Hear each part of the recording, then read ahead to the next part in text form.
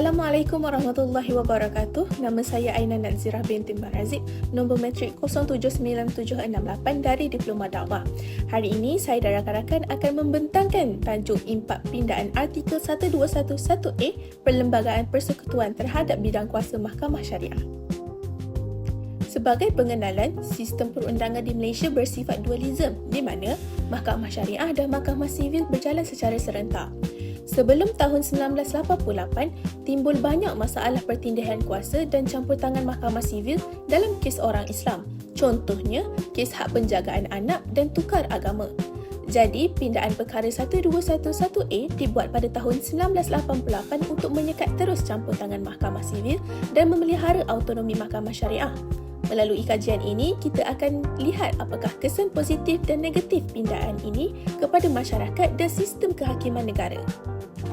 Bismillahirrahmanirrahim. Nama saya Puteri Nurjana Timur Zairil, nombor matrik 080138 daripada kos Diploma Dakwah. Baiklah, seterusnya saya akan menerangkan serba sedikit mengenai Mahkamah Syariah di Malaysia. Mahkamah Syariah merupakan sebuah institusi kehakiman yang berperanan mengendalikan perkara-perkara yang berkaitan dengan undang-undang Islam bagi seluruh umat Islam di Malaysia. Antara bidang kuasa Mahkamah Syariah termasuklah urusan perkahwinan, penceraian, tuntutan nafkah, hak penjagaan anak, pembahagian harta pusaka atau faraid, zakat, wakaf serta beberapa kesalahan jenayah syariah seperti khalwat, tidak berpuasa pada bulan Ramadan dan sebagainya.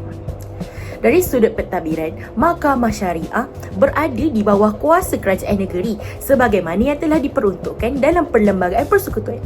Oleh itu, setiap negeri mempunyai enakmen dan struktur pentadbirannya tersendiri mengikut keperluan masing-masing. Walaupun terdapat sedikit perbezaan dari segi peruntukan undang-undang antara negeri, matlamat utama Mahkamah Syariah tetap sama, iaitu untuk melaksanakan dan menguatkuasakan hukum syarak demi menjaga kemaslahatan umat Islam. Struktur Mahkamah Syariah pula terbahagi kepada 3 peringkat, iaitu peringkat pertama, Mahkamah Rendah Syariah yang mengendalikan kes-kes yang lebih kecil dan ringan serta tuntutan yang melibatkan jumlah yang lebih kecil. Peringkat yang kedua pula ialah Mahkamah Tinggi Syariah yang mendengar kes-kes yang lebih kompleks dan juga rayuan daripada Mahkamah Rendah Syariah. Peringkat yang tertinggi iaitu peringkat yang ketiga iaitu Mahkamah Rayuan Syariah yang berfungsi untuk mendengar rayuan terhadap keputusan Mahkamah Tinggi Syariah. Selain itu, satu peristiwa penting dalam perlembagaan institusi ini ialah pindaan perkara 121 dalam kurungan 1A Perlembagaan Persekutuan pada tahun 1988. Pindaan ini telah memperkukuhkan kedudukan Mahkamah Syariah dengan menetapkan bahawa Mahkamah Sivil tidak boleh campur tangan dalam perkara-perkara yang berada di bawah bidang kuasa Mahkamah Syariah. Hal ini memberikan pengiktirafan yang lebih jelas terhadap kedudukan dan autonomi institusi kehakiman Islam di Malaysia. Seterusnya, mari kita lihat bagaimana pula kedudukan Mahkamah Syariah sebelum pindaan perkara 121 ini dibuat. Jadi secara ringkasnya, sebelum 10 Jun 1988, status Mahkamah Syariah agak lemah dan berada dalam keadaan yang kurang memuaskan. Pertama, dari segi kedudukan, Mahkamah Syariah pada waktu itu diletakkan setaraf dengan Mahkamah Rendah sahaja, malah sistem rayuannya juga tidak lengkap. Yang kedua, had kuasanya sangat terhad. Bidang kuasanya hanya tertumpu kepada kes keluarga atau waris, manakala hukuman maksimum pula sangat kecil iaitu denda RM5,000, 3 tahun penjara atau 6 kali sebatan. Ketiga, berlaku campur tangan sivil yang kerap disebabkan perkara 121 yang asal memberi kuasa mutlak kepada Mahkamah Tinggi Sivil, mereka boleh menyemak semula atau membatalkan keputusan Mahkamah Syariah walaupun kes itu melibatkan orang Islam. Contohnya, dalam kes Ainan bin Mahmud pada tahun 1939, Mahkamah Sivil mengesahkan taraf anak yang lahir 4 bulan selepas berkahwin mengikut akta keterangan. Sedangkan dari sudut hukum syarak, tempoh minimum kesahan anak mestilah 6 bulan. Jelas di sini Undang-Undang Sivil telah mengetepikan hukum Islam. Disebabkan isu-isu kronik inilah, tokoh perundangan negara Allahyarham Tan Sri Ahmad Ibrahim telah kehadapan memimpin perjuangan reformasi dengan mengemukakan 12 cadangan untuk memartabatkan semula undang-undang Islam dan memisahkan terus bidang kuasa kedua-dua mahkamah ini. Seterusnya, pada bahagian ini, saya akan menerangkan tentang pindaan artikel 1211A Perlembagaan Persekutuan tahun 1988. Pindaan artikel 1211A telah diperkenalkan pada tahun 1988 melalui Akta Perlembagaan Pindaan 1988 atau Akta A704 dan mula berkuat kuasa pada 10 Jun 1988. Pindaan ini merupakan satu perubahan yang sangat penting dalam sistem kehakiman Malaysia kerana ia melibatkan hubungan antara mahkamah sivil dan mahkamah syariah. Melalui pindaan ini, perlembagaan memperuntukkan bahawa mahkamah sivil tidak mempunyai bidang kuasa terhadap perkara-perkara yang berada dalam bidang kuasa mahkamah syariah. Dengan kata lain, mahkamah sivil tidak lagi boleh campur tangan dalam urusan yang telah ditetapkan di bawah kuasa mahkamah syariah, khususnya perkara yang melibatkan orang Islam dan hukum syarak. Sebelum pindaan ini dilaksanakan, sering berlaku pertindihan bidang kuasa antara kedua-dua mahkamah. Dalam sesetengah kes, mahkamah sivil masih boleh menyemak atau campur tangan terhadap keputusan mahkamah syariah. Keadaan ini menimbulkan kekeliruan dalam pentadbiran undang-undang Islam dan dianggap menjejaskan kedudukan mahkamah syariah sebagai institusi kehakiman Islam. Selain itu, isu berkaitan hubungan antara undang-undang syariah dan sistem perundangan negara turut dapat dilihat dalam kes Cik Omar bin Cik Soh melawan Kerajaan Negeri Pahang yang sering dirujuk dalam perbincangan mengenai kedudukan undang-undang Islam di Malaysia.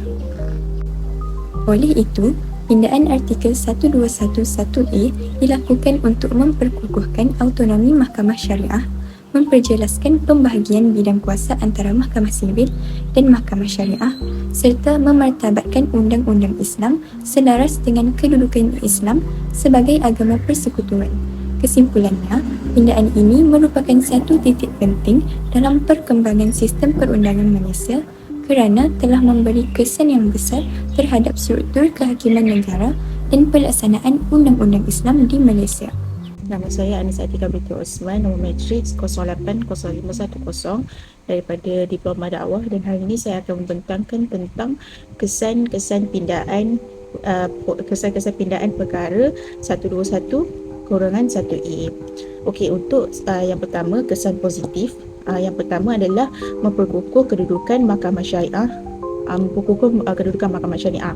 Selepas pindaan ini berlaku, mahkamah syariah ni dia diiktiraf sebagai mahkamah yang mempunyai bidang kuasa tersendiri, dan mahkamah sivil tidak boleh campur tangan dalam urusan mahkamah syariah.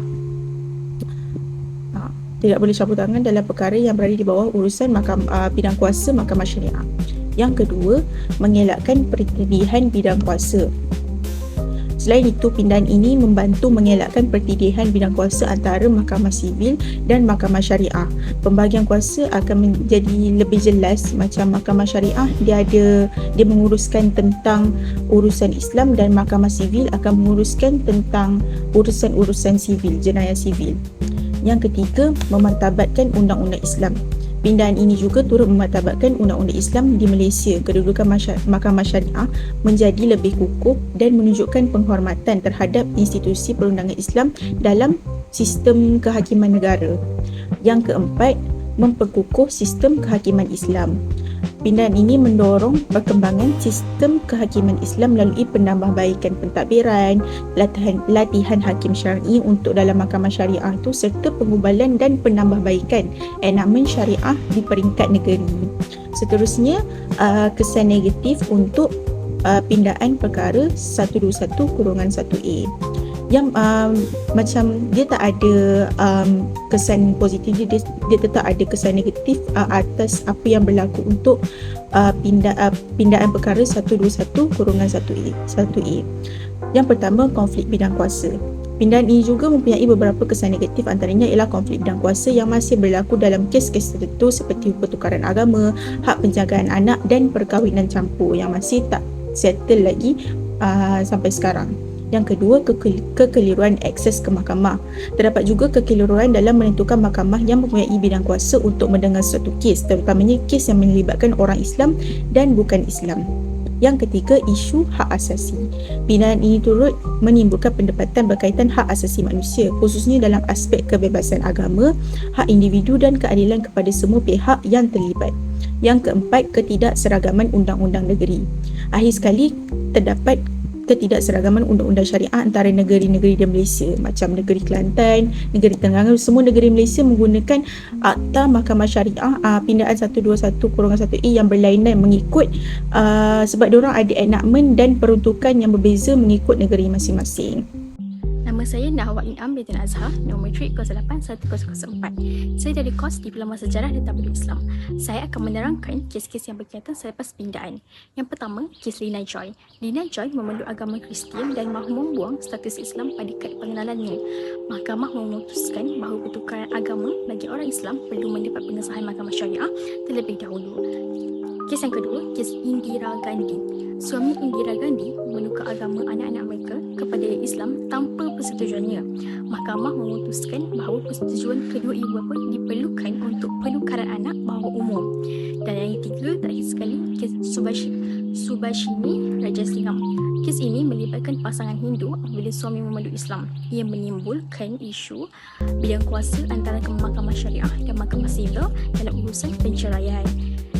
Akhir sekali, kes-kes ini menunjukkan bahawa isu pertukaran agama di Malaysia melibatkan hak individu, hak keluarga dan pembahagian bidang kuasa